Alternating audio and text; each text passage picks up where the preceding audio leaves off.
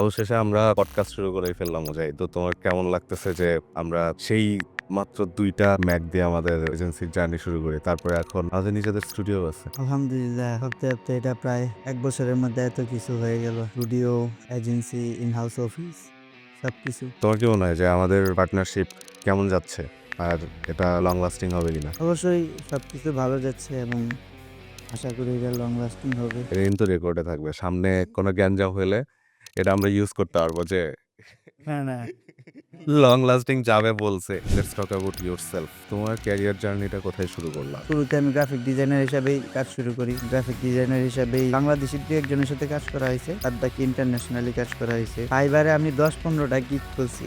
ওই সময় video editing পারতাম না। বাংলাদেশে ওয়ান অফ দ্য বেস্ট একজন ভয়েস ওভার আর্টিস্ট দিয়া ভয়েস বানায় নিছি, স্ক্রিপ্ট লিখে নিছি, ভিডিও এডিটিং ৩টা ভিডিওতে আমি ৩০,০০০ টাকার মতো খরচা করছি। অ্যান্ড ওই গিগেও কাজ হয়নি। যাই হোক পরে আপওয়ার্কে ট্রাই করি। আপওয়ার্কে অনেক আগে অ্যাকাউন্ট খুলে রাখার কারণে কিছু কানেক্ট জমা হয়েছিল। ৩টা না ৪টা বিট করার পরে ২টা কাজ পাই। অ্যান্ড কাজ পাওয়ার পরে ওই টাকা আমি আর উইথড্র দেইনি। $৭৫ সামথিং $৭৫ কানেক্ট করছি আবার। ওইখান থেকেই পরে আবার কাজ পাওয়া শুরু